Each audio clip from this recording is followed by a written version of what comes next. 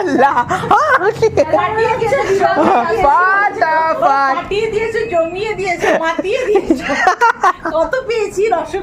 দারুণ হয়েছে। Back to back দুখানে গান শুনে নিলাম সুষমা দিদির গলায়।